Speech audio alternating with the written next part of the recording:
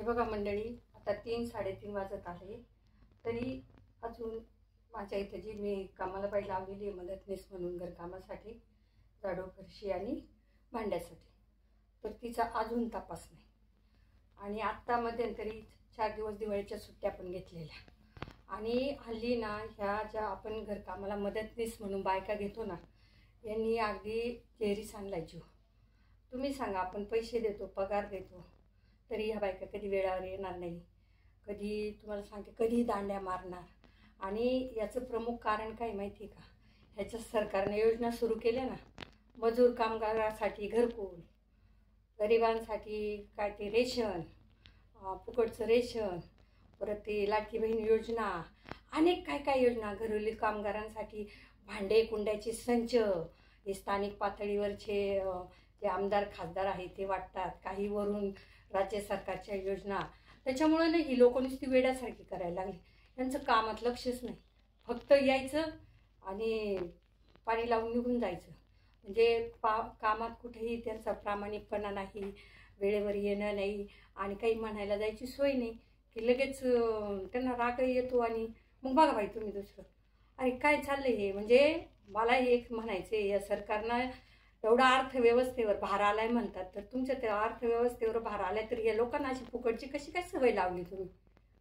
नुसतं फुकट देत राहिले तर लोक काम करायलाच तयार नाहीत. आज मजूर तर इतकं तुम्हाला सांगते, इतका हे झालाय ना या योजनांमुळं, इतका आरेरावीची उद्धटपणाची भाषा करतो की मजूर अजिबात त्याला गरज असल्यासारखं तो वागतच नाही. त्याला असं वाटतं की नाही, आम्हाला हे सरकार पाहिल आणि यांचं कामच आम्हाला द्यायला पाहिजे. काय आहे, बांधकाम कामगारांसाठी योजना, घरेलू कामगारांसाठी योजना, याच्यासाठी योजना, यांना फुकट घर, यांना फुकट रेशन, यांना फुकट भांडे, यांना फुकट हे, यांना फुकट ते. या फुकटाच्या नादामध्ये हे लोक इतके आळशी झाली आहे, कामच करत नाही आहे. बरं, यांना तुम्ही तुमच्या नाव मोठं करण्यासाठी, मतासाठी ज्या योजना सुरू करताना तो पैसा कुठून येतो?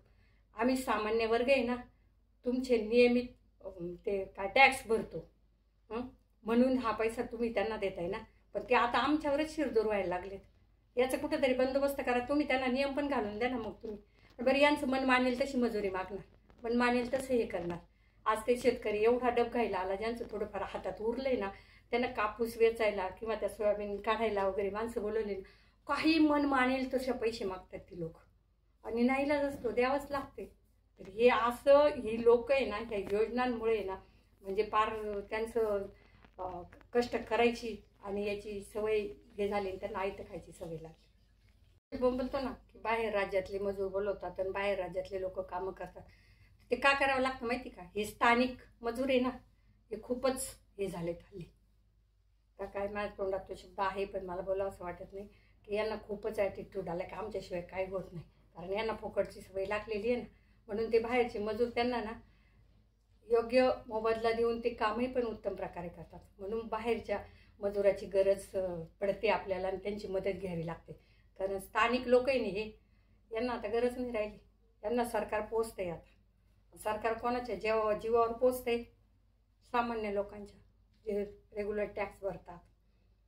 बिचारा शेतकरी पण मरमर करतो, त्याचं काही कोणाला घेणं देणं नाही आहे. फक्त हे मजूर जगले पाहिजे, हे आईत खोटं शेतकऱ्यांना द्यायच्या वेळेसच यांचे निकष लागतात आणि तारखा मिळतात.